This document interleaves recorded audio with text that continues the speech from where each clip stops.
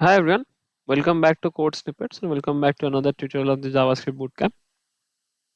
And in this lecture, we'll talk about event listeners and we'll continue with DOM only. So, before talking about event listeners, let's understand what events are. Event मतलब क्या है? कुछ होना भाई, right? कुछ हो रहा है, उसको हम इवेंट बोलते हैं ना. तो सेम यहाँ पे भी सेम ही है. तुम ब्राउजर पे कुछ कर रहे हो, तुम कुछ क्लिक कर रहे हो, तुम कहीं माउस घुमा रहे हो, तुम कुछ कीबोर्ड में कुछ की दबा रहे हो, तुम कुछ भी कर रहे हो, वो एक इवेंट हो रहा है. That is an event and the browser will react accordingly to it. The browser will react accordingly to it.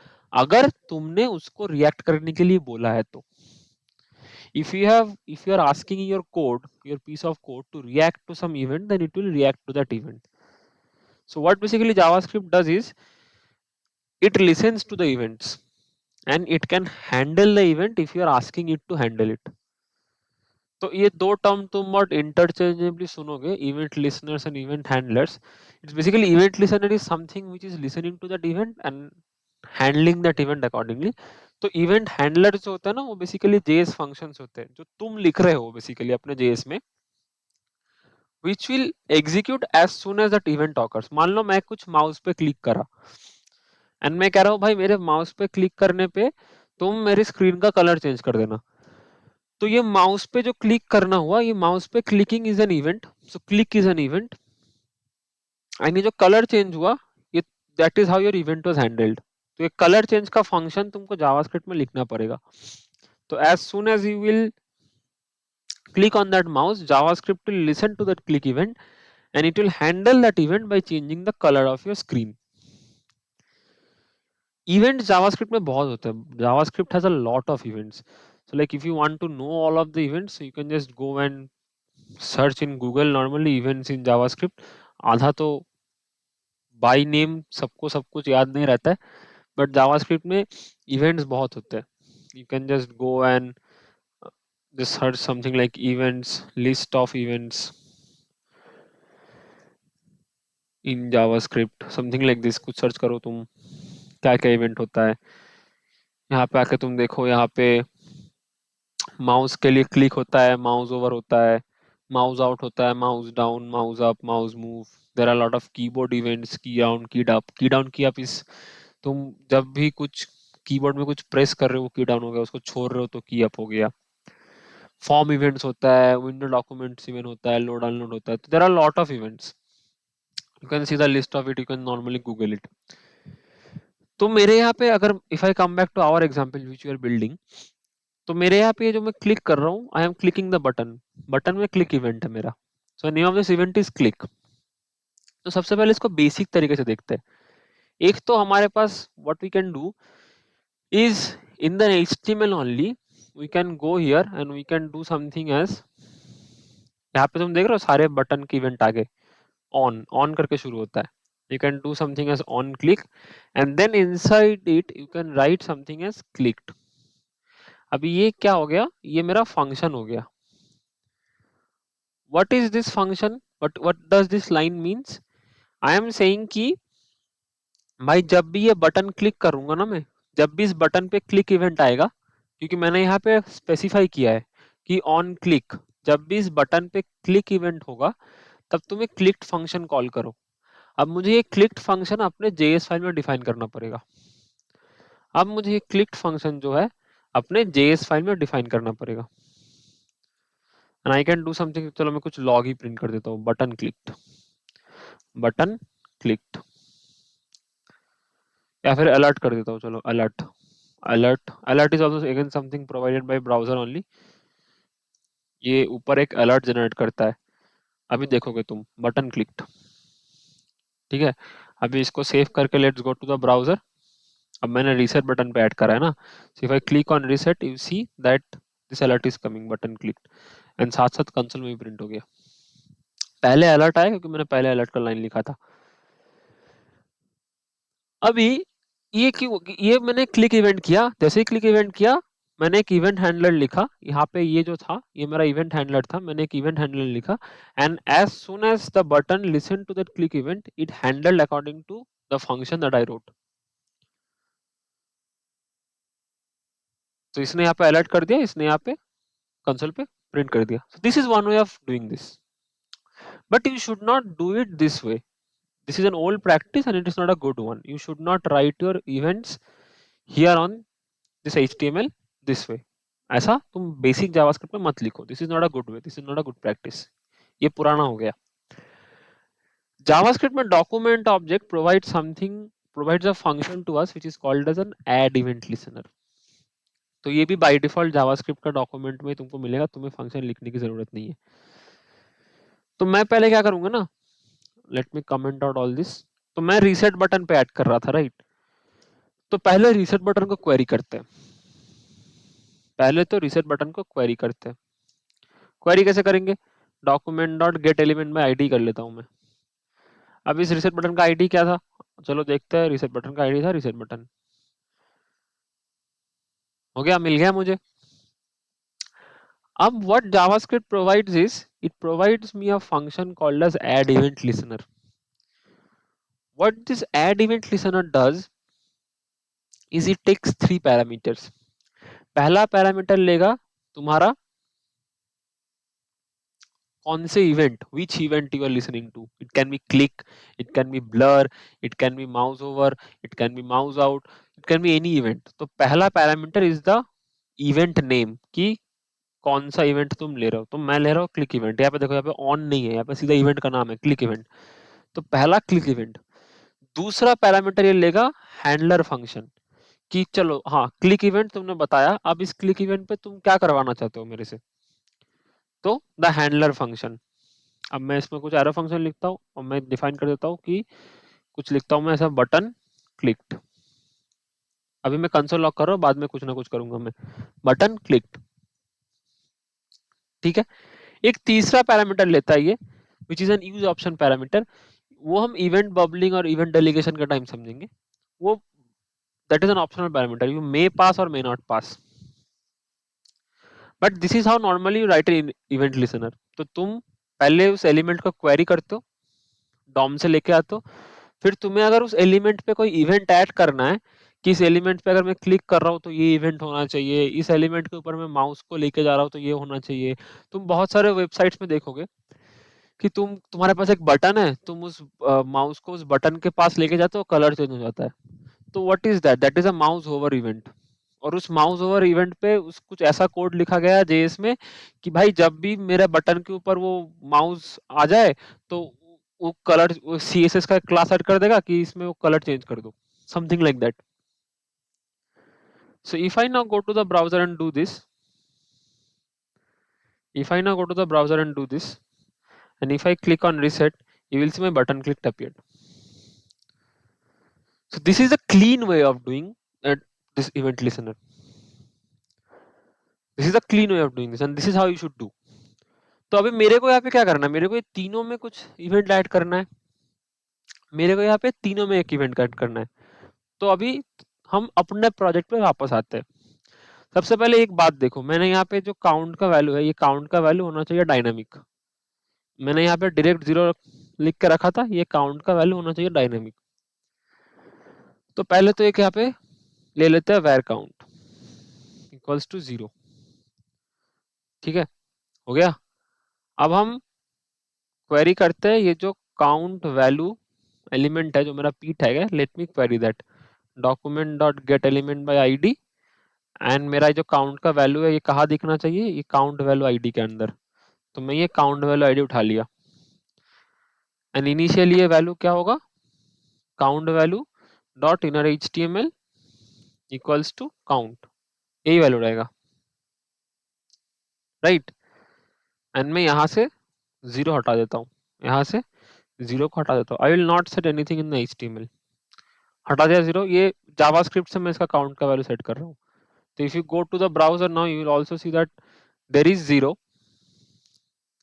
but this is now not through the HTML. If you go in the HTML, you go inside the body, you go inside this div, ये जो 0 आया है ये HTML से नहीं आया है. तुम अगर sources पे जाओगे and you place the debugger point here and if you hit this, तो in this elements currently this p has no value. अब मैं इसको आगे बढ़ाऊंगा, if I ये बढ़ाया, ये बढ़ाया।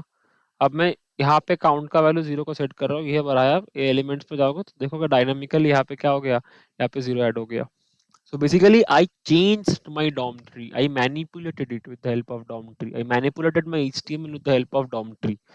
I hope you're understanding this. मैंने इस HTML में देखो कि वैल्यू डाल दिया with the help of JavaScript. कैसे करा? DOM के थ्रू। आगे बढ़ते हैं। इतना तो समझ चुके हो, इंटेलिजेंट तो तुम हो ही। तो going back to my code, मुझे इतना मिल गया। अब मैं तीनों बटन्स में एक इवेंट लिसनर ऐड करूंगा। तो तीनों बटन में इवेंट लिसनर ऐड करने के लिए पहले मुझे 3 बटन चाहिए।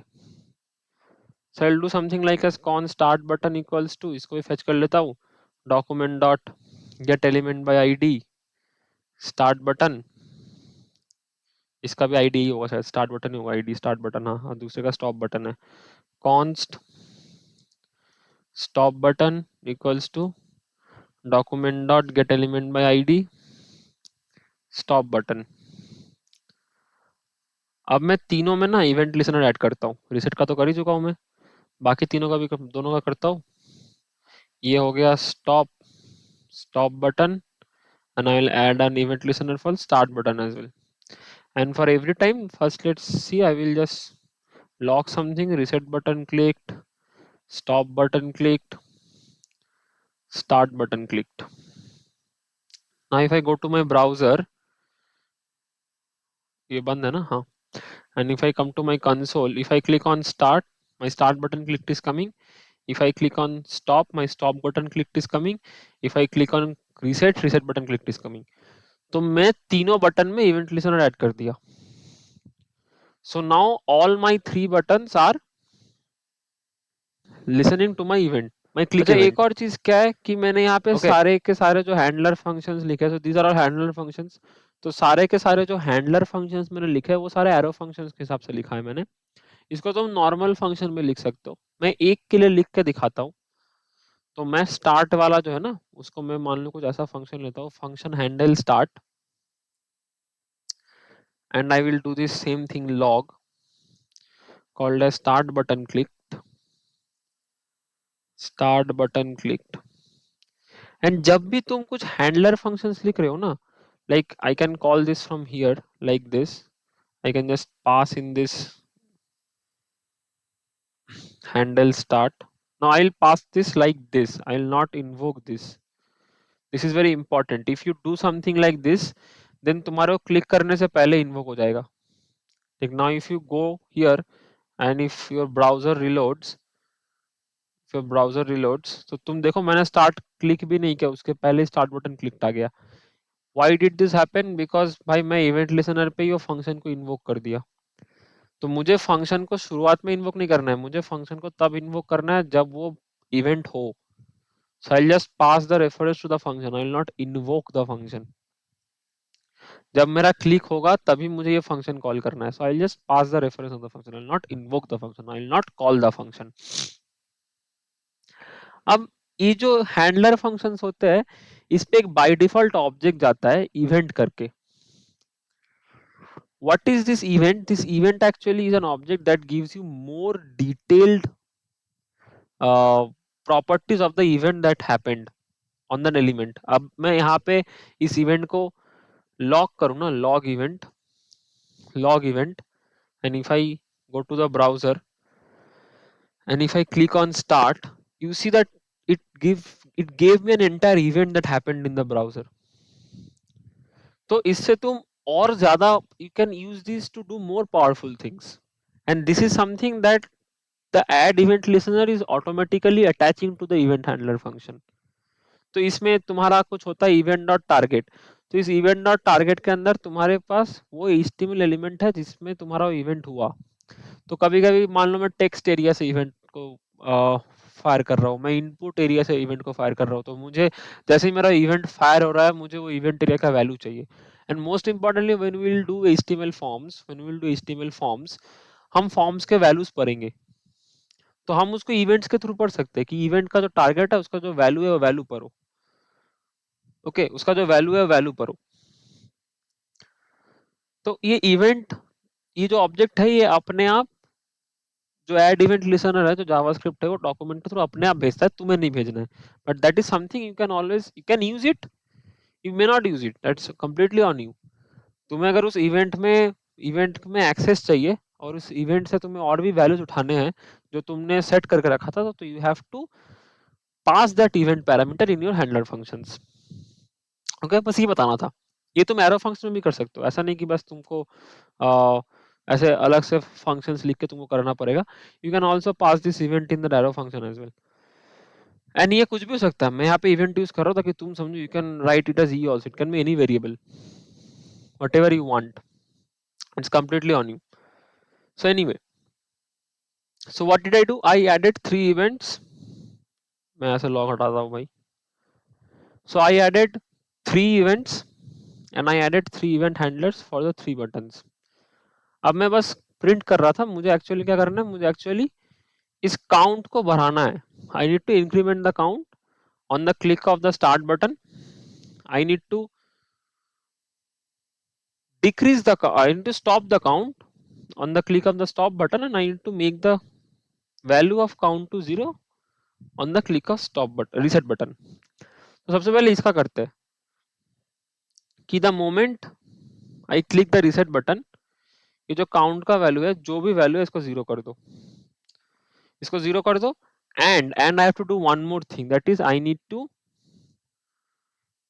Keep on updating that value of inner HTML to count as well. ये मुझे कॉन्स्टेंटली करना पड़ेगा कि अभी जो करंट वैल्यू ऑफ काउंट है वही मेरा काउंट वैल्यू जो एलिमेंट था, जो मेरा index.html एलिमेंट था, उस एलिमेंट का इनर HTML वही वैल्यू होगा. यहाँ पे जो वैल्यू होगा, यहाँ पे जो वैल्यू होगा, वो जो करंट वैल्यू ऑफ काउंट है वो होगा. That is something I need to constantly keep on doing the moment I am updating my count value. Automatic नहीं होगा, वो कर सकते हो ऑटोमेटिक, बट अभी मैं उतने डिटेल में नहीं जाऊंगा, that will be more advanced. Stop में क्या होगा, स्टॉप में I will stop my counter. अब मुझे एक ऐसा फंक्शन लिखना है which will continue to increment my count every 1 second. मान लेते हैं every 1 second, the moment from I click my start button, every 1 second the count will keep on increasing by 1. तो इसके लिए there is one more function that JavaScript provides, or DOM actually browser API provides, it is called as set interval. set interval क्या करता है, set interval क्या करता है, if you see set interval takes a handler and a timeout. Basically handler मतलब क्या है कि तुमको क्या करना है एंड कितने इंटरवल बाद बात करना है. So I can write something called a set interval, and यहाँ पे मैं एक हैंडलर फंक्शन दे रहा हूँ in terms of arrow function. यहाँ पे मुझे क्या करना है, मुझे काउंट का वैल्यू 1 से बढ़ाना है. You can do something like this, और you can do straight count plus plus, whichever way you are comfortable. And मुझे ये every 1 second करना है. So I'm basically saying every 1 second you do this. When should I do this? I should do this when my start button is clicked.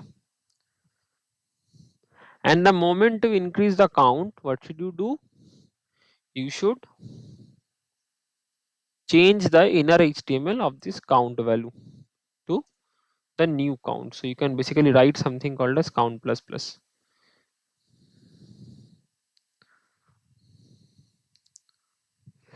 So what does this means कि ये इस line को कैसे execute करेगा, ये current value of count को रखेगा, इसमें असाइन करेगा, फिर काउंट को प्लस करेगा, फिर करंट वैल्यू ऑफ काउंट को रखेगा, उसको असाइन करेगा, प्लस करेगा. That's how plus plus operators work. This is post unary operator, right, post increment operator. So ये मेरा स्टार्ट पे होना चाहिए.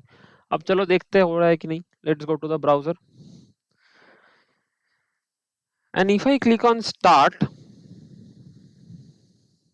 you see that every 1 second after it starts 0 1 2 3 4 5 6 7 ये चलता रहेगा. If I click on reset, it changes to 0, but it is still setting the interval. ये interval चले जा रहा है. अब देखते क्यों चल रहा है interval. Even if my reset button is started, why is the interval still running?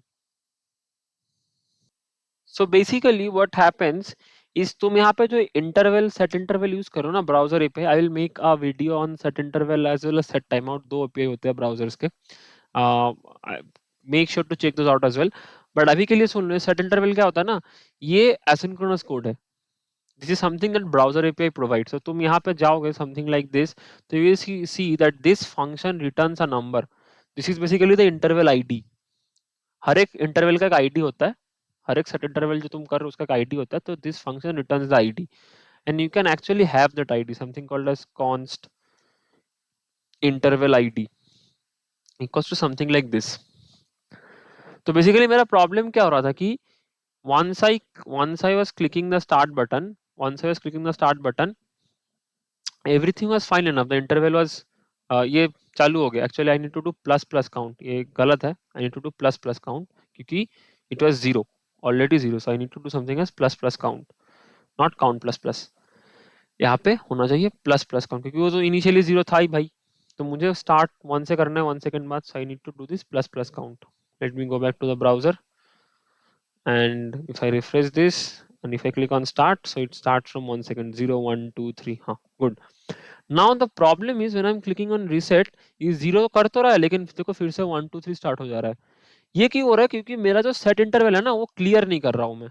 क्योंकि ये जो इंटरवल होता है, अभी तुम कुछ इस तरह से मान लो, अभी तुम कुछ इस तरह से मान लो कि ब्राउजर में क्या होता है ना, ब्राउजर में ऐसा कुछ एक डब्बा टाइप होता है, ऐसा कुछ डब्बा टाइप होता है, ठीक है, जिसको हम बोलते हैं इवेंट लूप, जिसको हम बोलते हैं इवेंट लूप। अभी ये क्या है इसमें मैं नहीं जाऊंगा, बस इतना समझ लो कि जब तुम ये सेट इंटरवल बनाते हो, ये ब्राउजर इस इंटरवल को यहाँ पे डाल देता है और ये इंटरवल चलते रहता है, ये चलता रहेगा, 1 सेकंड बाद चलता रहेगा, तब तक चलेगा, तब तक तुम इसको क्लियर नहीं करोगे। So one thing that you should keep in mind, मैं अभी बता रहा हूँ, बाद में और डिटेल में बताऊंगा, कि whenever you are creating a set interval, always make sure to clear that as well, नहीं तो वो ब्राउजर में चलता रहेगा, ऐसा फंस जाएगा वो। ठीक है, तो क्लियर इंटरवल करने के लिए क्या होता है? क्लियर इंटरवल करने के लिए there is a function that the browser provides by itself which is called as clear interval. तो मुझे बेसिकली रिसेट में क्या पंगा हो गया कि मेरा जीरो तो हो गया भाई, लेकिन फिर से इंटरवल चलने लगा। तो ये मैं इंटरवल आईडी जो है, मैं बाहर एक वेरिएबल ले लेता हूँ, something called as let interval ID, something like this मैं ले लेता हूँ। ठीक है, एंड मैं क्या करूंगा, मैं यहाँ पे इस इंटरवल आईडी को, यहाँ पे इंटरवल आईडी को असाइन किया।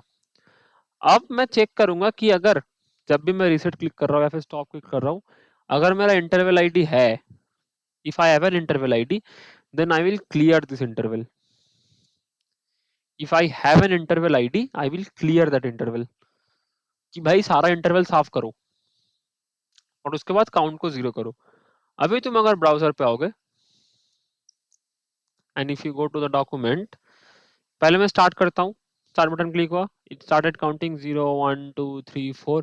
The moment I reset this, it stops, it is not counting from 1 2 3 again. क्यों? क्योंकि मैंने जो इंटरवल क्रिएट किया था ऑन माई स्टार्ट फंक्शन, उसको मैंने कर दिया बंद, तो वो इंटरवल क्लियर हो गया, इसलिए जावास्क्रिप्ट वो फिर से काउंट को इंक्रीमेंट नहीं कर रहा है। ठीक है, अब मेरा स्टार्ट का काम चल रहा है बढ़िया, रीसेट चल रहा है बढ़िया, पर मेरा स्टॉप नहीं चल रहा है। स्टॉप में मेरा स्टॉप बटन क्लिक तो आ रहा है, बट मुझे काउंट भी रोकना है, मुझे बेसिकली काउंट भी रोकना है।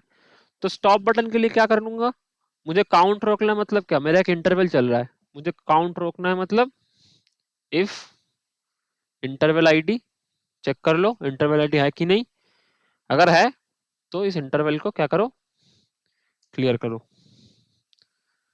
अगर मैं इंटरवल क्लियर कर दिया, मतलब क्या, मतलब वो काउंट रोकना बंद, काउंट को इंक्रीज करना कम स्टॉप कर देगा and the counter will stop.